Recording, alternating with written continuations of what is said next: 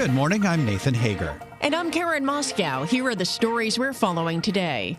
We begin with a historic moment on Capitol Hill. For the first time, a Speaker of the U.S. House of Representatives has been thrown out. The office of Speaker of the House of the United States House of Representatives is hereby declared vacant.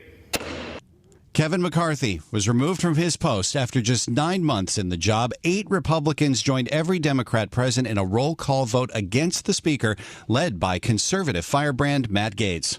He made an agreement to fulfill certain commitments to make this an open and honest process, and he has failed to meet those commitments, and that's why we are here. Gaetz's move now leaves the House without a permanent leader and no clear successor for McCarthy. The now former Speaker says he does not plan to run for the job again, but he has no regrets. I do not regret negotiating. Our government is designed to find compromise. I don't regret my efforts to build coalitions and find solutions. Lawmakers are set to vote for a new speaker on October 11th. They're out on recess for the rest of the week. Some names that have been floated include House Majority Leader Steve Scalise and Patrick McHenry, who is now serving as interim speaker.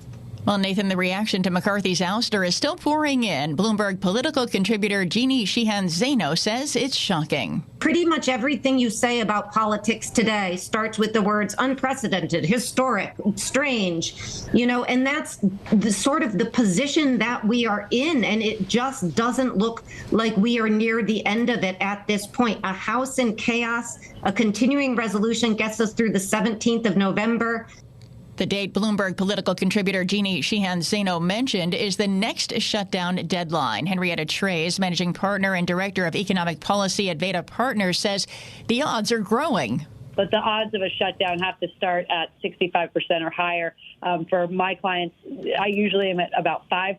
I'm very bearish on these kinds of things. I was only at 25% we would shut down going into this weekend. Now that we're in this new world, I think you have to start at least 65. I think there's a strong argument to make for 75, and I bet the street will be much higher than me. And that shutdown deadline is November 17th. Henrietta Trey's at Veda Partners and notes Moody's has already warned its confidence in U.S. governance is wavering. It's the only credit agency that still has a top rating for the U.S. And we have other major political news this morning, Karen. A gag order has been issued for all parties in the Donald Trump fraud trial in New York. Bloomberg's Ed Baxter has the story. The judge saying that Trump posted on social media an attack on the judge's clerk and shared a photo to his followers. The judge saying any attack of any members of his staff are not acceptable. Also told parties not to talk about the case outside the courtroom. Now, going into today's hearing, Trump... He's been given false information, misleading information, and corrupt information by a very corrupt and incompetent Attorney General. Trump deleted the post. I'm Ed Baxter, Bloomberg Radio. All right, Ed, thanks. Meanwhile, the blockbuster trial of FTX co-founder Sam Bankman-Fried is also underway in New York, and Bloomberg's Kayleigh Lyons is covering the trial for us and filed this report from Lower Manhattan. Sam Bankman-Fried was present in the courtroom on Tuesday. He had a shorter haircut. That signature mop of curly hair is gone. He was also wearing a suit that appeared too big for him. It seems that he may have lost some weight while in detention at the Metropolitan Detention Center. Of course, this case really centers around the implosion of FTX and Alameda Research, the crypto exchange, and the separate hedge fund, both of which he had founded. And prosecutors say he orchestrated one of the greatest financial frauds in U.S. history. Kayleigh Lyons at the federal courthouse in Manhattan for Bloomberg News. Okay, Kayleigh, thank you. Well, it's been quite the eventful morning in markets as well. Earlier, the 30-year Treasury briefly hit 5% for the first time since 2007. Right now, it's at about 4.93. We get more from our markets reporter, Valerie Teitel. This rout in the Treasury market is just absolutely phenomenal. Honestly, I've never seen anything like it myself. I've been in the markets for nearly 15 years now. This steepening that we're seeing since Jerome Powell's testimony 2 weeks ago, that was 10 sessions ago. Bloomberg's Valerie Teitel says the sell-off's being seen around the globe. Germany's 10-year benchmark rate climbed to 3%, a level unseen since 2011. Well, Nathan, the market reaction follows more hawkish talk from the Fed. Atlanta Fed President Raphael Bostic said the Fed should hold rates at elevated levels for a long time to bring inflation back down to its 2% target. What I'm grateful to say is that we've seen inflation come down. I feel like we're in restrictive space now, and now that we just need to let that restriction play out. and let it bring inflation, continue to bring inflation down to get back into the range of our target. And if we can do that, that would be a good thing. Atlanta Fed President Raphael Bostic says he expects just one rate cut will be appropriate in 2024 toward the end of the year. And Treasury Secretary Janet Yellen says she's very optimistic about the U.S. economy. Short-term inflation is coming down in the context of an extremely strong labor market. We're now engaging in a very substantial program of investments to strengthen our economy. And Secretary Yellen also indicated higher longer-term rates could pose a threat to the global economy. All right, Nathan, thanks. It is time now for a look at some of the other stories making news around the world. For that, we're joined by Bloomberg's John Tucker. John, good morning. And good morning, Karen. President Joe Biden canceling an additional $9 billion in student loan debt. Let's get more in this report this morning from Bloomberg's Jeff Bellinger. The program the president is expected to detail today will bring relief for 125,000 borrowers through changes to programs intended to aid public servants, Americans with disability, and low-income borrowers. It includes $5.2 billion for 53,000 borrowers in public service loan forgiveness programs.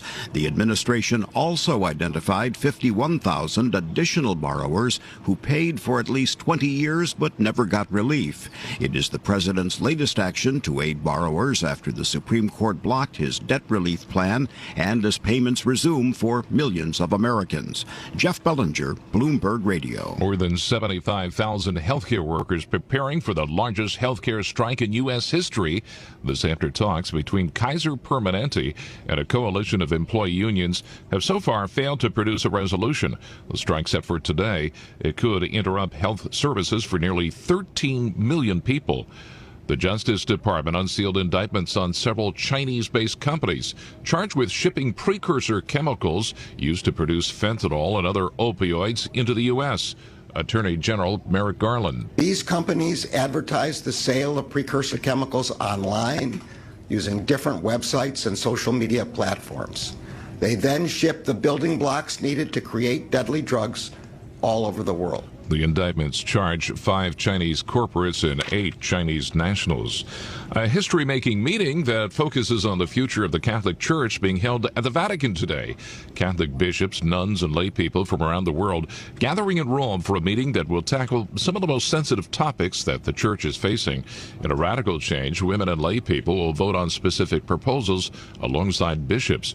Previously, only men could vote. The assembly will likely discuss controversial subjects, including the ordination of female deacons and the blessing of gay couples.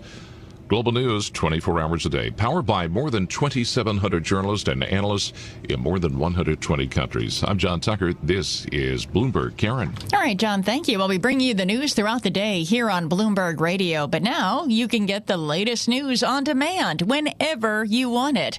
Subscribe to Bloomberg News Now to get the latest headlines at the click of a button. Get informed on your schedule. You can listen and subscribe to Bloomberg News Now on the Bloomberg Business app, Bloomberg.com, plus Apple, Spotify, and anywhere else you get your podcasts. And it's time now for the Bloomberg Sports Update. Here's John Stashower. John.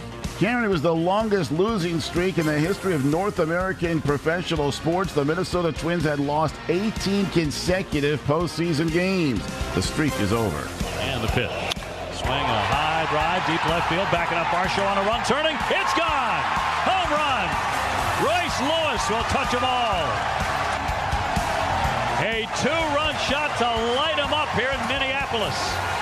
ESPN had the call 2 innings later. Lewis, who was called up from the minors in late May, homered again, so he provided the entire offense as the Twins beat the Blue Jays 3-1. They hadn't won a postseason game since 2004. Earlier, Texas won 4-0 at Tampa Bay behind 7 scoreless innings from Jordan Montgomery, who the Rangers acquired at the trade deadline. The National League, Arizona was down 3-0 early, came back, hit 3 home runs, won 6-3 at Milwaukee, and the Phillies, behind the pitching of Zach Wheeler, beat the Marlins 4-1. Game 2's today.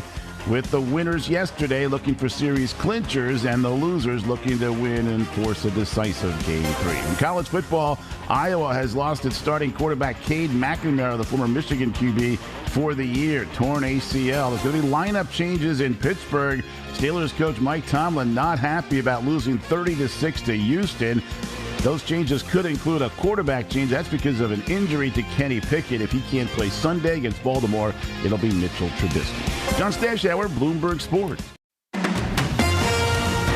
From coast to coast, from New York to San Francisco, Boston to Washington, D.C., nationwide on SiriusXM, the Bloomberg Business app, and Bloomberg.com. This is Bloomberg Daybreak.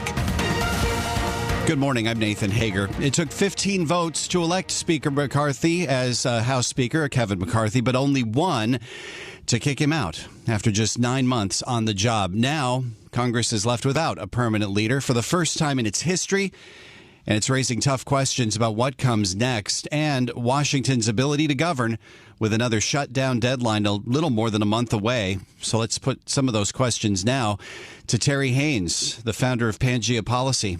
Terry, we've used the words historic, unprecedented so many times when it comes to what's happening in Washington, but this really is one of those moments. I'd like to get your thoughts first on just the fact that Speaker McCarthy is out after such a limited amount of time. Sure, Nathan. Good morning. Couple of things. One, there's kind of the Washington small ball, and I don't mean to disparage anybody that's involved in this, but there's kind of the back and forth about what happens next, and we'll talk about that. The bigger market's concern is that I think it's market's negative because it makes more intractable the two intertwined political crises we see in Washington now. First, the bipartisan inability to reliably fund the government. I think that becomes tougher now, and I've a government shutdown in mid-November up to 80%. And secondly, the bipartisan inability to address the out-of-control fiscal situation. I think this is embedding in world markets increasingly the view that the U.S. is unable to address spending, debt, and deficits. So I think that's all bad. Does this move further entrench the four factions that you've talked about so many times, or could we see more bipartisanship come out of this just because Congress is so calcified at this point? Well, I think, thank you for remembering the factions. The factions, I think, still exist. I think what ends up happening as part of this is that the centrists in both parties become a little bit more empowered than they were before. That's probably non-consensus in the political world, but the centrists are always the ones who drive spending deals, and there's now they have an extra rationale to do so. They want to make sure that they have the place functioning, that the government's funded, that their priorities funded, and a funded government helps them best politically. Frankly, they are centrists, and a lot of them are in. The Republicans, for example, a lot of them are in marginal Biden districts, so that helps them as well.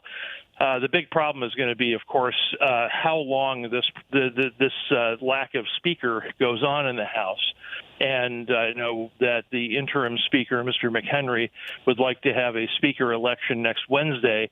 I think he's right to want to place a timeline on it and do it fairly quickly, but at the same time, there's no guarantee that the warring Republicans are going to be able to coalesce around a candidate.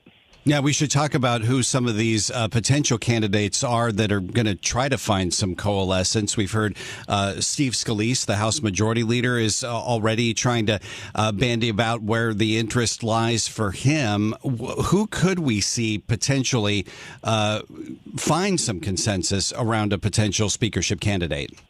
Well, Mr.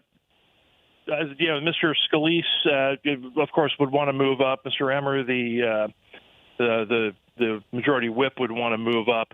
There's a variety of other candidates out there. I also wouldn't I commend to listeners a good article that you all have on your site this morning about the different candidates. I also wouldn't rule out Mr. McHenry continuing because he's one of the few people in the body right now that is trusted by both sides and could be relied upon to kind of drive bargains and drive process in the House to try to keep the spending bills moving and that sort of thing. But to drive compromise as well, and that's no small thing. McHenry, I think, very much does not want this position. And I mean that sincerely. I mean, he actually doesn't want to be Speaker. But, neither did Paul Ryan, and look what happened to him. So it's entirely possible. Just 30 seconds left, Terry. What could Kevin McCarthy have done differently to keep his job? Nothing. Honestly, I don't think that's the case. You've got a situation where he chose. Sorry to stammer. He could have shut the government down and kept his job, I suppose. But then, the greater good would not have been served, and he could have chosen to be completely partisan instead of mostly partisan. And but the country's better off that he didn't, I think. This is Bloomberg Daybreak Today, your morning brief on the stories making news from Wall Street to Washington and beyond. Look for us on your podcast feed at 6 a.m. Eastern each morning on Apple, Spotify, and anywhere else you get your podcasts. You can also listen live each morning starting at 5 a.m. Wall Street time on Bloomberg 1130 in New York, Bloomberg 99.1 in Washington, Bloomberg 106.1 in Boston, and Bloomberg 960 in San Francisco. Our flagship New York station is also available on your Amazon Alexa devices. Just say, Alexa, play Bloomberg 1130.